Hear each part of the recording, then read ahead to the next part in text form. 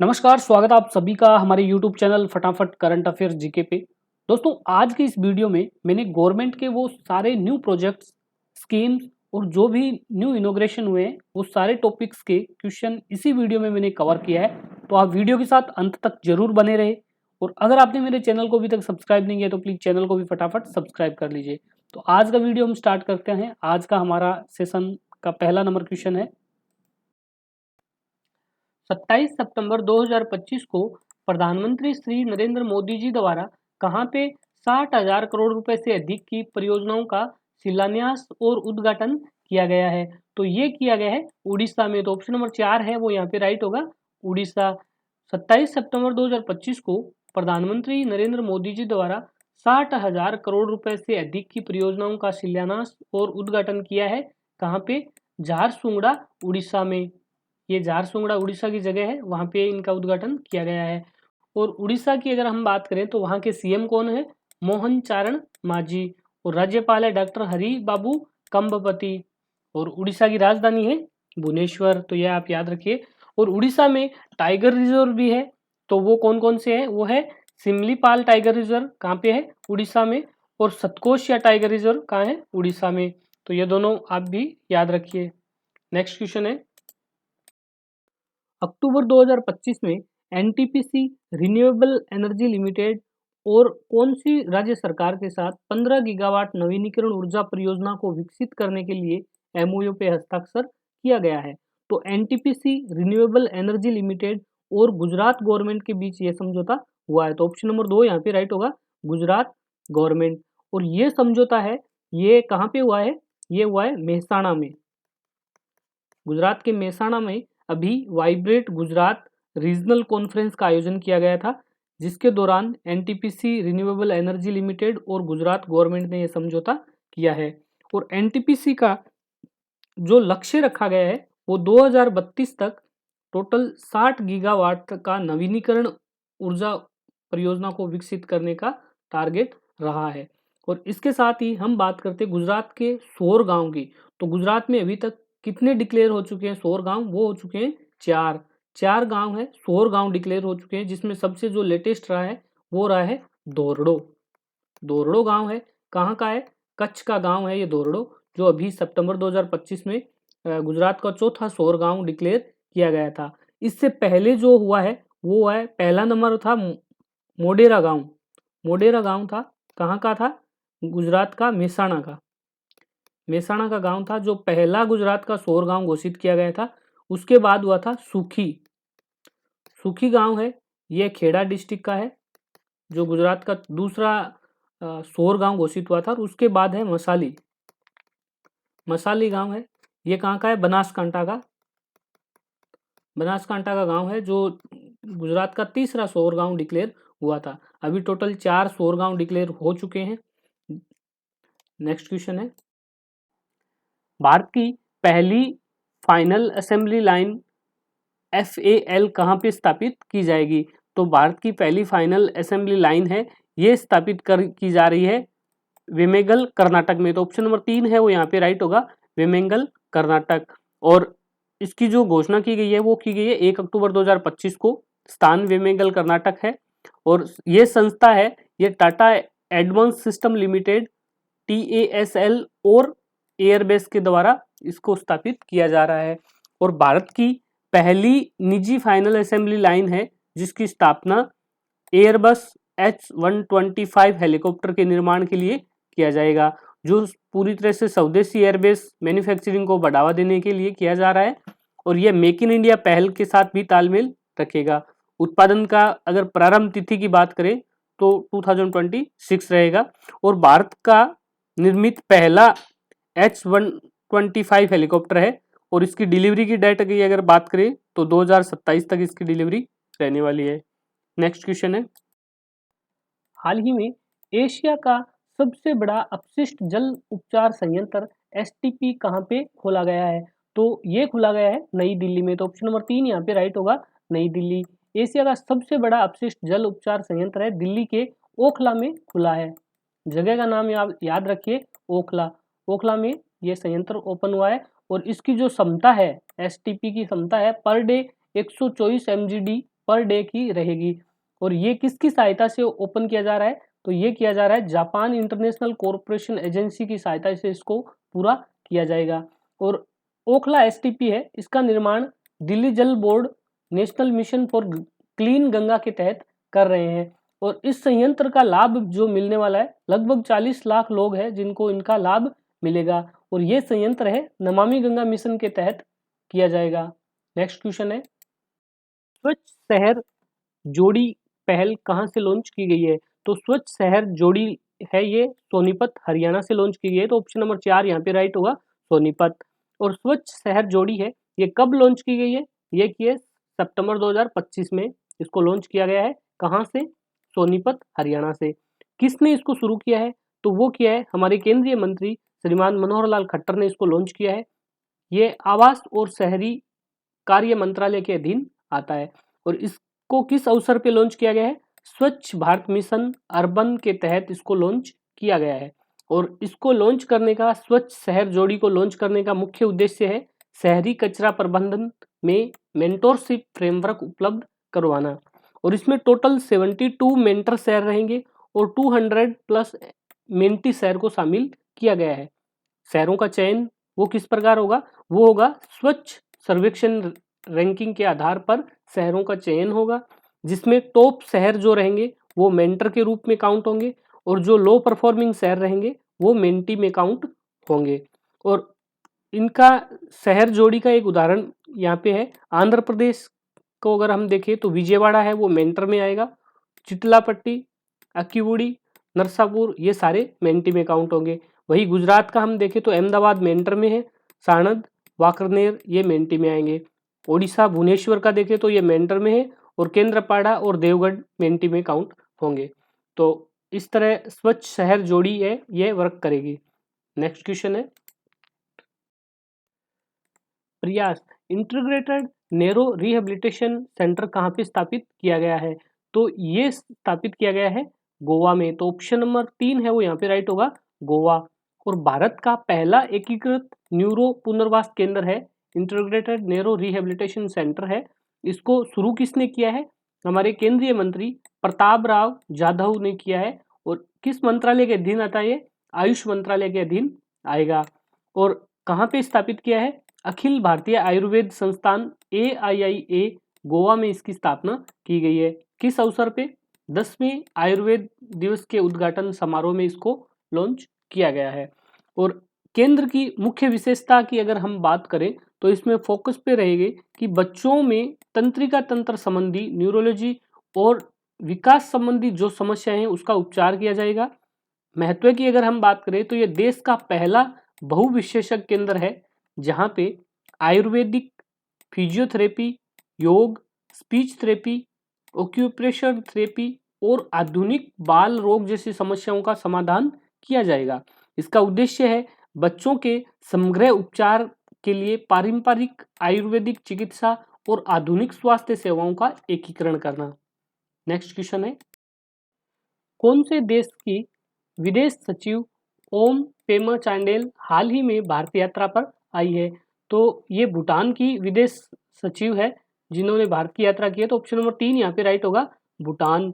भूटान की विदेश सचिव ओम पेमा चांडेल ने भारत की 2 दिवसीय आधिकारिक दौरा किया है। द्विपक्षीय वार्ता की अगर हम बात करें तो दोनों देशों ने विस्तृत सहयोग क्षेत्रों में समीक्षा की है। 1020 मेगावाट पुनातसंगछू सेकंड जल विद्युत परियोजना का उद्घाटन स्वागतमय योग्य माना गया है। भारत ने भूटान को उनके 13वें पंचवर्षीय योजना में जो 2024 से 2029 तक रहेगी उनके हेतु 10,000 करोड़ रुपए के विकास सहायता देने का वादा किया है, घोषणा की है। इनके अलावा भारत और भूटान के बीच में कुछ महत्वपूर्ण समझौते हुए जिनकी हम बात करेंगे, जिसमें महत्वपूर्ण है एक cross border rail link, Bharat Bhutan rail संपर्क जोड़ा गया है जिसकी कुल लागत की अगर हम बात करें तो 4,033 करोड़ रुपए रहेगी। कुल लंबाई 89 किलोमीटर रहेगी।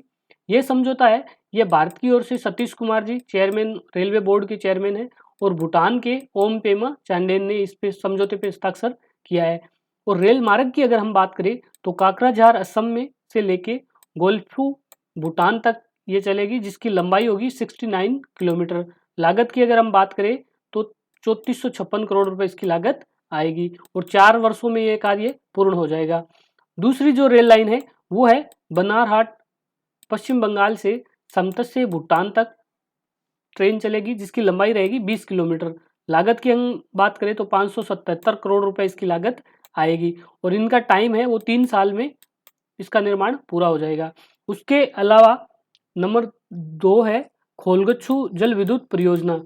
ये परियोजना है भारत और भूटान के बीच हुआ है, जिसमें भूटान के KHPL और भारत के PFC पावर फाइनेंस कॉरपोरेशन के बीच समझौता हुआ है, जिसकी ऋण राशि टोटल ज्ञात करें तो 4,829 करोड़ रुपए है। ठीक है, और परियोजना में 600 मेगावाट खोलगच्छू जल विद्युत परियोजना भूटान की रहेगी और राजधानी है भूटान की थिम्पू और मुद्रा है भूटानी न्यूल्ट्रम। नेक्स्ट क्वेश्चन है, मसाला आधारित पर्यटन को बढ़ावा देने के लिए स्पाइस रूट पहल किस राज्य सरकार ने स्टार्ट की है?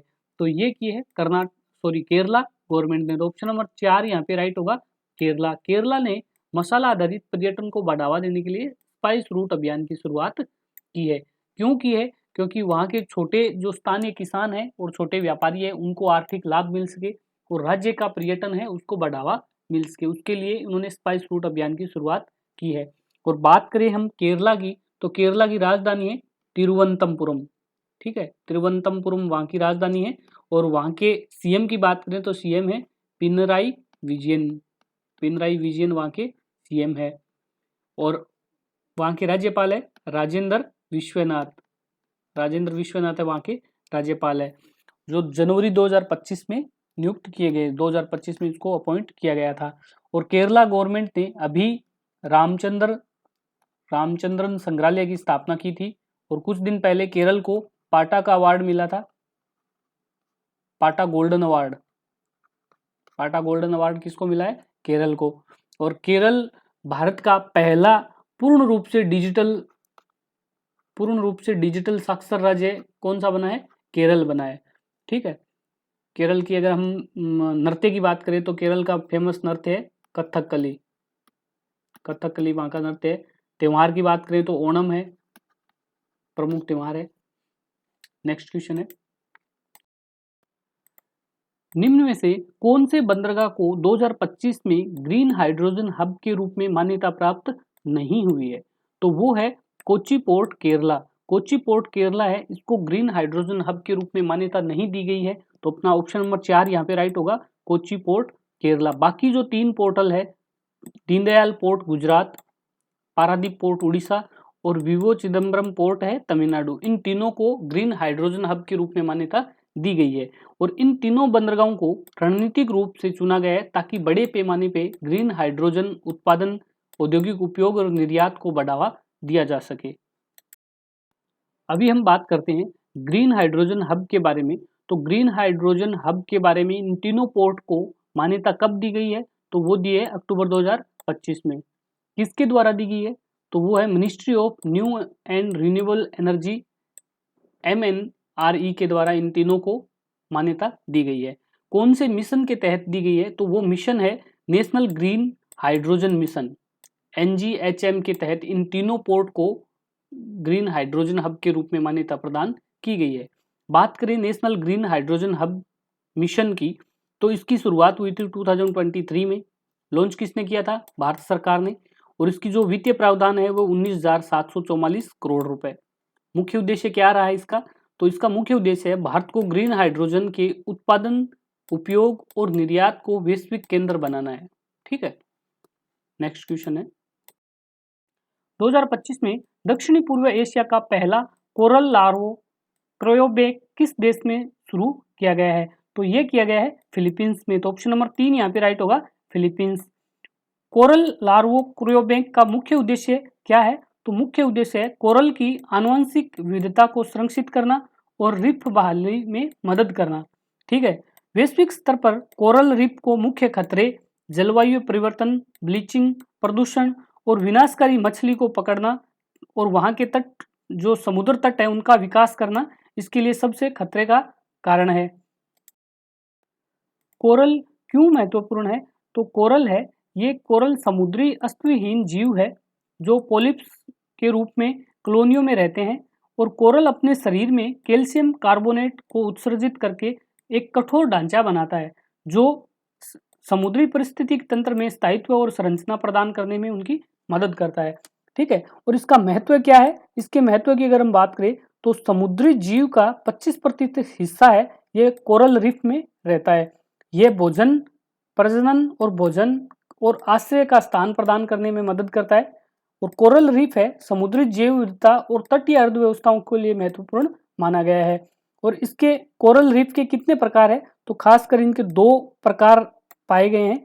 फिशिंग रीफ जो तटीय क्षेत्रों के पास पाए जाते हैं और जो सीधे तट से जुड़े होते हैं उसको फिशिंग रीफ के नाम से जाना जाता है। दूसरा है बैरियर रीफ। बैरियर रीफ है ये तट से काफी दूर और लेगून द्वारा बना के अलग रहते हैं। ठीक है, ये बड़े क्षेत्र में फैले होते हैं और अक्सर तटीय सुरक्षा को प्रदान करने में मदद करते हैं। नेक्स्ट, अक्टूबर 2025 में सबकी योजना सबका विकास जन योजना अभियान किस मंत्रालय ने शुरू किया गया है?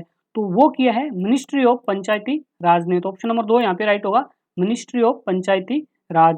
और जन योजना अभियान है पीपल प्लान कैंपेन 2025-26 में सबकी योजना सबका विकास की शुरुआत हुई है अक्टूबर 2025 में और लॉन्च करने वाला मंत्रालय पंचायती राज मंत्रालय। ठीक है, और इस बार इसकी थीम रखी है सबकी योजना सबका विकास। लागू क्षेत्र की अगर हम बात करें तो सभी राज्य और केंद्र शासित प्रदेशों में इसको लागू किया गया है।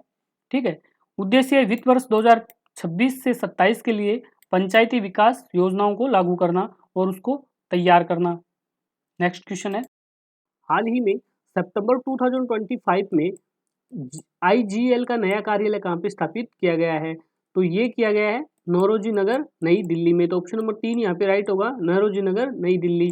और यूनियन मिनिस्टर श्री हरदीप सिंह पुरी द्वारा आईजीएल का कार्यालय और स्मार्ट गैस मीटर का उद्घाटन किया है। स्थान है वर्ल्ड सेंटर नौरोजी नगर नई दिल्ली में। उद्घाटनकर्ता कौन थे? हरदीप सिंह पुरी, पेट्रोलियम और प्राकृतिक गैस मंत्रालय के मंत्री है ये। और आईजीएल को ओपन करने का मुख्य उद्देश्य है गैस मीटर निर्माण में भारत को आत्मनिर्भरता बढ़ाना, उपभोक्ताओं को सुलभ, पारदर्शी और किफायती गैस सेवा को उपलब्ध करवाना। नेक्स्ट क्वेश्चन है,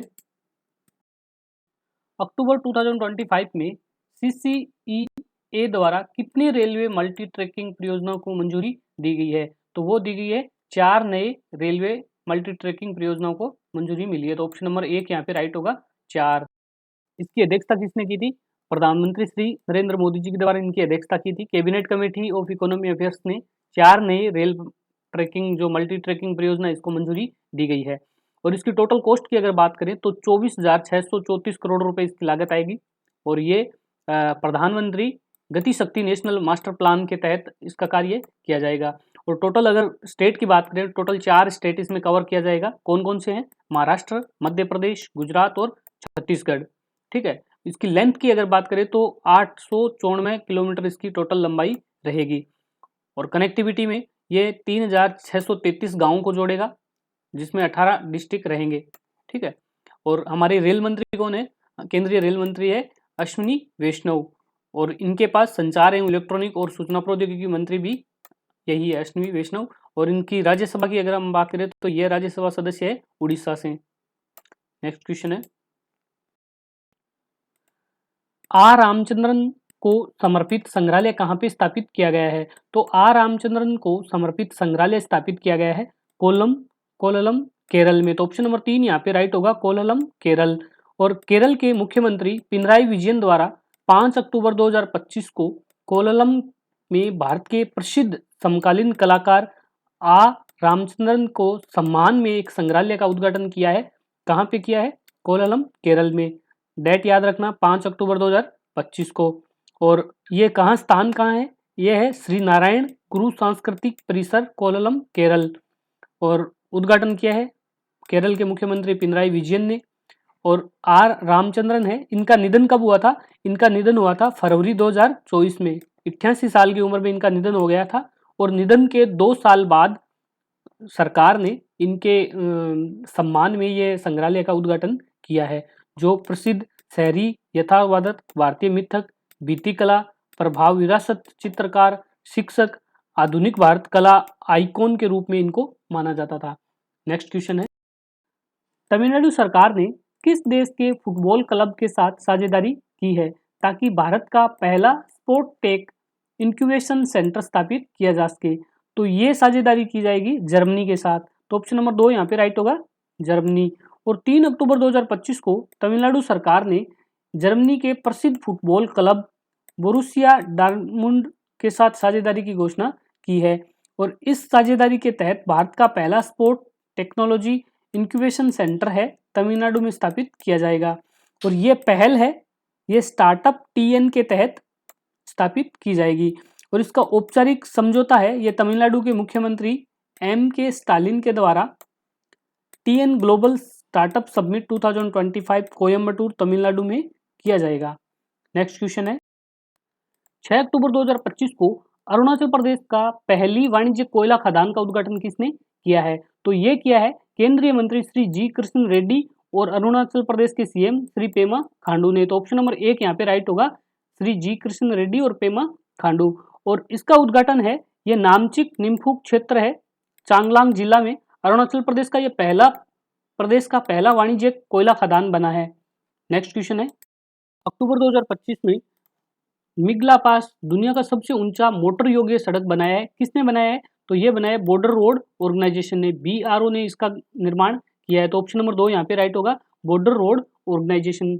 और BRO ने वर्ल्ड की सबसे हाईएस्ट मोटरेबल रोड बनाई है 19,400 फीट की ऊंचाई पे, कहाँ पे? लद्दाख में। और इन्होंने अपना ही रिकॉर्ड तोड़ दिया है, उन्होंने 2021 में अपना रिकॉर्ड बनाया था उमलिंगला पास के पास, जो 19,024 फीट पे बनाया गया था। और इस बार 19,400 फीट पर बनाकर अपना ही रिकॉर्ड तोड़ दिया गया है। और इस बार ये परियोजना जो थी, उसका प्रोजेक्ट का नाम था प्रोजेक्ट हिमांक, और सड़क का नाम है मिगला पास रोड।